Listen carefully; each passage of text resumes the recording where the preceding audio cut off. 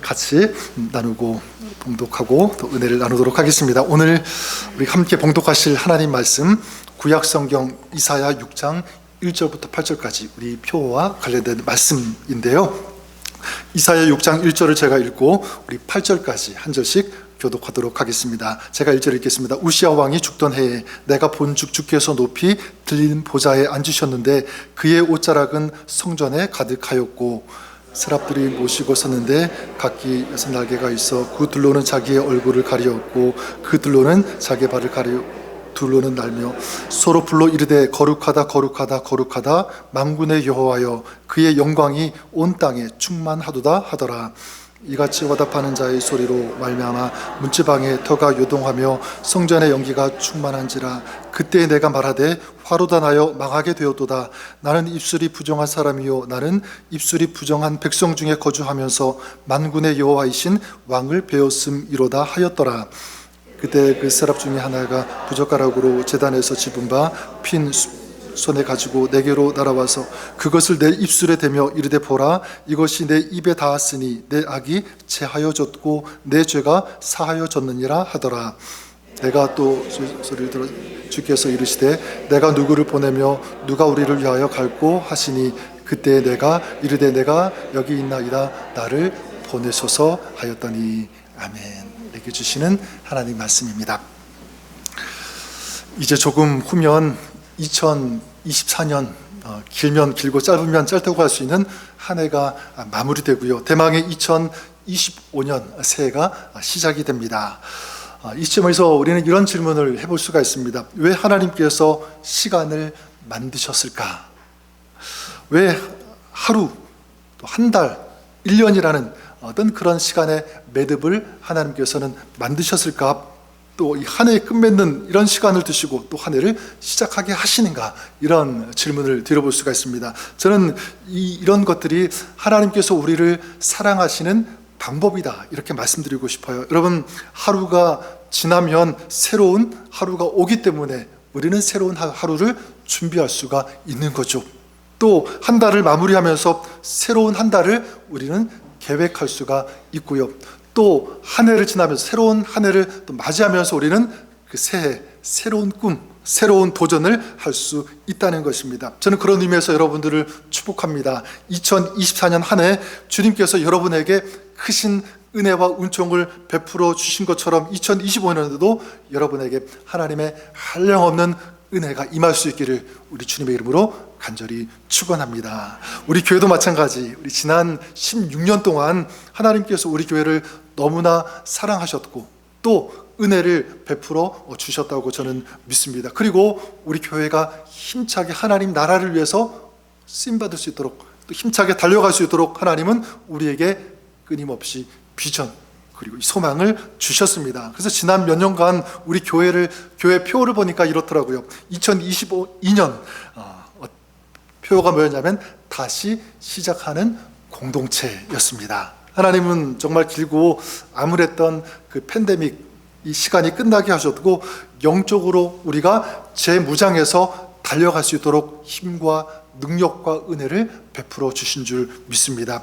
2023년도에는 말씀으로 살리라. 그렇죠? 하나님은 말씀을 실천하고 또 말씀의 능력을 경험하며 살 수 있는 성도가 되도록 우리 하나님께서 이 말씀의 은혜를 우리에게 허락해 주신 줄 믿습니다. 그리고 올해 2024년 뭐였죠? 그래서 여러분 잊어버린 건 아니죠?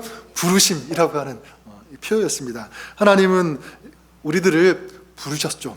그리고 하나님의 자녀라고 하는 이 정체성을 가지고 하나님의 사람으로 살아갈 수 있도록 인도해 주신 줄 믿습니다. 자, 그렇다면 2025년 하나님께서는 이제 새로운 은혜를 주시고요. 또 새로운 도전과 꿈을 우리에게 허락해 주신 줄 믿습니다. 비전을 허락하셨는데 앞에 우리가 아까 읽었지만 우리 다시 한번 읽어보도록 하겠습니다. 어떤 표어죠? 같이 읽어볼까요? 시작! Here I am. 내가 여기 있나이다. 이제 뒤에 보면 나를 보내소서 이렇게 이어지게 됩니다. 저는 이것이 2025년 우리에게 또 우리 교회에게 기대하시는 하나님의 마음 또 하나님 우리가 꾸어야 될 그런 하나님의 꿈이라고 믿습니다. 오늘 우리가 읽은 이사야 6장 말씀 이사야가 선지자로 부르심을 받고 사역을 시작하게 되는데, 그 첫 장면을 이제 오늘 본문이 다루고 있는데, 당시 이사야 이 시대 이 배경이 어떠냐면 이스라엘 우시아 왕이 다스리고 있었던 그때였습니다. 이스라엘은 굉장히 경제적으로 번영을 누리고 사람들이 잘 살았습니다. 풍요롭게 살고 있었는데, 자, 그런데 하나님의 눈에 볼 때는 이스라엘이 절망이었어요. 왜냐하면 이스라엘은 타락했기 때문에, 그리고 교만했기 때문에, 완악했기 때문에 그렇습니다. 그래서 이사야 1장에 우리 보지 않았지만 그 맨 앞장 1절 거기 앞에 보면 어떤 것으로 말씀이 시작하냐면 하나님의 탄식으로 시작하는 것을 볼 수가 있습니다. 그들이 나를 거역했다. 소는 임자를 알고 나귀도 그 주인의 구유를 알지만 이스라엘은 알지도 못하고 깨닫지도 못한다. 슬프다. 그들은 부패한 자식들이다. 그들이 나를 버리고 나를 떠났다. 이런 하나님의 탄식으로 시작합니다. 자, 그런 상황 속에서 하나님께서 이사야를 부르시고요, 그에게 말씀하는 거예요. 누가 우리를 위하여 갈고, 이렇게 물으실 때 이사야가 대답하는 것입니다. 내가 여기 있습니다. 나를 보내소서. 저는 이것이 하나님께서 우리 한 사람 한 사람에게, 또 우리 교회에게 기대하시는 모습이라고 믿습니다. 여러분, 우리 성도들, 우리 하나님의 사람들, 어떤 성도가 될까, 어떤 하나님의 사람으로 우리가 살아야 될까라고 할 때, 여러분, 오늘 이 이사야 이 부르심을 우리가 본다면 우리도 마찬가지 선지자 역할을 감당하는 성도가 되야 된다고 믿습니다. 교회도 마찬가지, 여러분, 선지자적인 이 사명을 감당하는 우리 교회가 되어야 되는 줄 믿습니다. 자기만 생각하고 자기의 평안만 구하고 나만 잘 살면 된다, 어떤 그런 생각, 그런 태도를 가지고 사는 것이 아니라 나를 통하여 정말 하나님의 나라가 이 땅 가운데 세워지는, 이 시대를 향하여 나아가는 그런 성도, 그런 우리 교회가 되어야 되는 줄 믿습니다. 세상에서 이 빛과 소금의 역할을 감당하는 성도, 그런 교회. 자, 그럼 여러분, 어떻게 우리가 그 사명의 자리로 나아갈 수 있는가? 어떻게 하면 그 사명을 감당할 수 있는 그런 존재가 되는가, 그런 사람이 되는가, 어떻게 준비될 수 있는가? 저는 여기에 대해서 하나님께서 우리에게 한 가지를 요구하신다고 믿습니다. 이런 사람이 되어야 된다. 자, 그것이 무엇이냐면 저는 바로 참된 예배라고 말씀드리고 싶어요. 참된 예배. 그래서 오늘 말씀, 우리 1절 말씀 우리 읽었지만 다시 한 번만 같이 읽어보도록 하겠습니다. 1절을 같이 읽겠습니다. 시작. 우시아 왕이 죽던 해에 내가 본즉 주께서 높이 들린 보좌에 앉으셨는데 그의 옷자락은 성전에 가득하였고. 지금 이사야에게 아주 놀라운 신비로운 장면이 펼쳐지고 있습니다. 이사야는 언제 어느 곳인지는 잘 모르겠지만 비몽사몽간에 환상 중에 하늘이 열리는 것을 목격하게 되죠. 그리고 거기에서 보좌에 앉으신 하나님을 보게 됩니다. 그리고 이 하나님의 옷자락이 성전에 가득 채워지는 이 모습을 보게 되죠.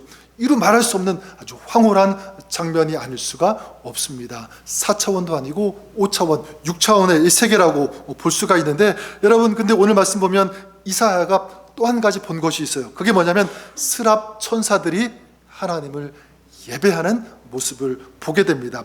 2절에 보면 천사들은 6날개가 있는데 2날개로는 얼굴을 가리고, 그리고 둘로는 발을 가리고 2날개로는 날면서 하나님을 찬양합니다. 어떤 찬양을 드리냐면 거룩하다 거룩하다 거룩하다 만군의 여호와여, 그의 영광이 온 땅에 충만하도다. 거룩하신 하나님을 찬양하고 있어요. 자, 이것을 통해서 우리가 알 수 있는 분명한 사실이 있습니다. 이사야가 선지자로서 사역을 시작하게 되는데 그 사역의 첫 출발은 무엇인가라는 거예요. 여러분, 무엇입니까? 무엇을 보았습니까? 예배하는 것. 여러분, 저는 이것이 우리에게도 아주 소중한 메시지가 된다고 믿습니다. 우리가 정말 주님께서 기뻐하시는 삶이 되기를 원한다면, 여러분, 우리가 무엇부터 해야 되는가? 무엇이 선행되어야 되는가? 다른 것이 아니라 저는 예배라고 믿습니다. 예배예요. 정말 우리가 의미 있는 삶, 가치 있는 그런 삶을 살고 싶다면 마찬가지, 가장 먼저 요구되어지는 것이 무엇인가, 어떤 삶을 살아야 되는가라고 할 때 다른 것이 아니라 예배 삶을 살아야 된다. 우리 교회도 마찬가지죠. 이 시대에 정말 하나님께서 원하시는 선지자적인 이 사명을 감당하는 교회가 되기를 원한다면 가장 먼저 선행되어야 되는 것, 있어야 되는 것, 물질일까요? 아니에요. 좋은 시스템 아닙니다. 저는 바로 예배라고 믿습니다. 하나님께서 가장 기대하시는 것, 우리에게 가장 먼저 요구하시는 것, 바라시는 것, 그것은 예배다. 그런 의미에서 2024년 우리 마지막 그리고 새로운 한 해 예배로 마무리하고 예배로 시작하는 여러분의 삶 가운데 우리 하나님께서 귀한 은혜를 더하여 주실 것을 믿습니다. 우리가 이런 예배를 드릴 때 하나님께서 우리에게 주시는 축복이 있어요. 어떤 축복을 주시냐면 세 가지를 같이 나누고 싶은데, 먼저는 하나님의 영광을 보게 됩니다. 예배가 있는 삶, 하나님의 영광을 보게 된다는 것. 1절에 여러분 다시 보시면 이사야가 본 것이 무엇이냐면, 주께서 높이 들린 보좌에 앉으셨는데 그의 옷자락은 성전에 가득하였고. 저는 여기서 그의 옷자락, 하나님의 옷자락이라고 하는 이 표현이 참 마음에 와닿는 것 같아요. 여러분, 사랑하는 사람이 있는데, 사랑하는 아내든지 남편이든지 그 사랑하는 사람의 그 옷자락이 여러분 피부에 닿았어요. 그러면 기분이 어떻죠? 짜증이 납니까? 그렇지 않죠. 굉장히 따뜻하고 푸근하고 위로가 되고 굉장히 그 느낌이 좋아요. 사랑하는 어머니가 여러분 그 옷자락으로 우리를 딱 덮어줄 때 기억해 보세요. 얼마나 따뜻하고 얼마나 힘이 되고 위로가 됩니까? 여러분, 사람의 옷자락도 그런데 하나님의 옷자락은 어떻겠습니까? 하나님의 옷자락이 가득했다는 것은 무엇이냐면 하나님의 임재 그리고 하나님의 영광이 가득했다, 이거죠. 그러니까 이건 뭐냐면 하나님께서 살아계시다라고 하는 것을 실제로 느끼고 있는 그런 현장이 되는 것입니다. 하나님의 옷자락이 가득했다라고 하는 것. 그리고 3절에 보면 천사들이 거룩하다 거룩하다 거룩하다 만군의 여호와여. 이렇게 찬양했을 때 어떤 일이 일어나게 되냐면 문지방의 터가 요동하며 성전에 연기가 충만하게 되었다, 이렇게 말씀하고 있습니다. 이게 무슨 뜻이냐면 하나님의 그 임재가 가득했다라고 하는 거죠. 근데 이건 하나님의 임재, 하나님의 능력이 아주 강력하게, 파워풀하게 임했다라는 것을 우리에게 알려주고 있습니다. 그래서 하나님이 얼마나 신실하신 하나님이신지, 하나님이 얼마나 전능하신지, 얼마나 강력하신지 이것을 느끼고 있는 것, 그런 하나님을 지금 보고 경험하고 있는 것입니다. 저는 여기서 중요한 포인트가 있는데, 이 하나님의 영광이 그리고 이 하나님의 능력이 어디에 가득했다라고 말씀하고 있죠? 성전에 가득했다, 충만했다. 다시 말해서 하나님의 이 영광은 어디에 임하는가라고 할 때 바로 예배하는 자리에 임하는 줄 믿습니다. 예배하는 자리에 하나님의 영광이 임한다. 그렇다면 우리에게도 저는 동일하게 적용이 된다고 믿습니다. 우리가 높은 하늘 보좌에 앉으신 그 하나님을 바라볼 때 믿음의 눈으로, 그리고 그 하나님을 찬양할 때, 예배할 때 저와 여러분 우리는요 하나님의 살아계심을 우리 삶 속에서 경험하게 되는 줄 믿습니다.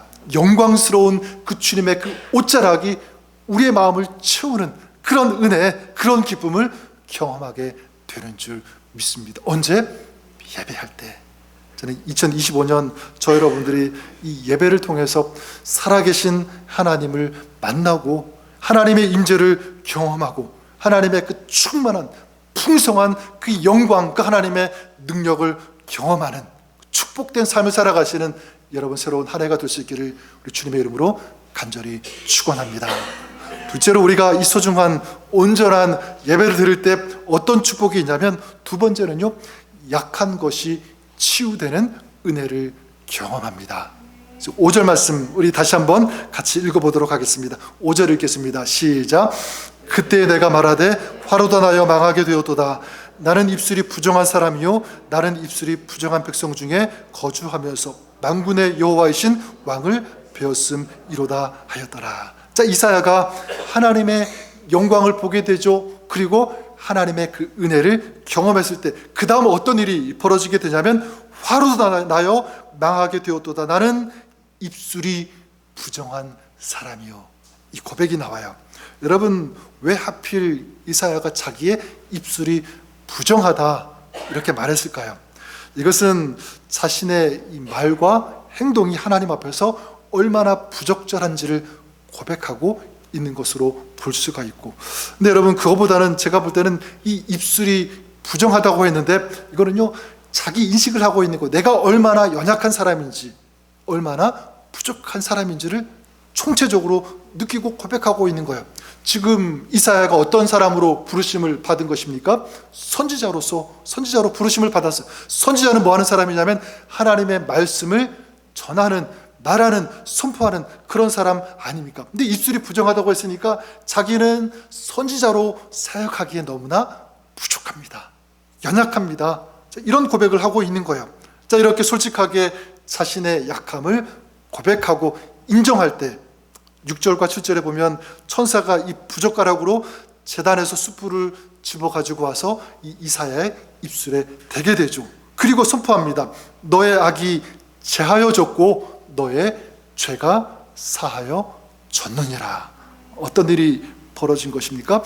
나는 이것이 너무나 더럽습니다, 너무나 약합니다, 부족합니다, 그렇게 생각했던 것이 다 어떻게 되는 거예요? 치유가 되는 것이죠. 그리고 자신이 가지고 있었던 그런 상함들, 그리고 자기가 가지고 있었던 상처, 이 모든 것들이 치유되는, 무엇으로? 하나님의 능력으로 회복되어지는 이 은혜를 경험하고 있는 것입니다. 얼마나 이사야가 감격했을까, 얼마나 기뻐했을까. 저는 우리가 주님을 그렇게 만나면, 또 주님의 임재와 영광이 우리에게 임하면 이런 은혜가 우리에게도 임하는 줄 믿습니다. 은혜는 무엇이냐면, 저는 이거 같아요. 은혜는 나를 제대로 발견하는 것, 여기서부터 제대로 된 은혜가 시작한다. 내가 얼마나 큰 죄인인지, 내가 얼마나 연약한지, 얼마나 부족한지, 이걸 알 때, 이걸 인정할 때, 그때 주님의 그 피 묻은 손이 나를 만져주시사 깨끗게 하시고 정결하게 되는 그런 역사, 또 내가 연약하고 부족하다는 것을 알고 인정하고 주님의 도우심을 구할 때 그 삶 가운데 하나님의 풍성하신 아낌없는 그 능력이 우리에게, 기도하는 사람에게 임하는 줄 믿습니다. 제가 신학생일 때 그 어린이를 위한 그 찬양 사역을 하는 그 분의 그 전도사님인데 간증을 제가 직접 들은 적이 있습니다. 한 번은 이분이 어린이들을 이렇게 많이 모아놓고 찬양을 열심히 하고 있는데 막 아이들과 함께 일어나서 막 뛰면서 찬양을 하는데, 근데 맨 앞에 앉아 있었던 한 아이가 있었는데 그 아이가 일어나지 않고 그냥 앉아서 찬양을 드린다는 거였어요. 왜인가 이렇게 보았더니 그 아이가 선천적인 다리 장애를 가지고 있었습니다. 근데 이 아이는 일어설 수는 없었지만 굉장히 밝은 모습으로, 뛸 수는 없지만 막 몸을 흔들면서 최선을 다해서 하나님을 경배하고 찬양하고 있었습니다. 자, 그렇게 같이 찬양을 하는데 놀라운 일이 벌어졌다고 해요. 어느 순간 앉아서 찬양하던 그 아이가 일어나더라는 거예요. 그리고 다른 아이들처럼 막 뛰면서 찬양을 하더라는 것입니다.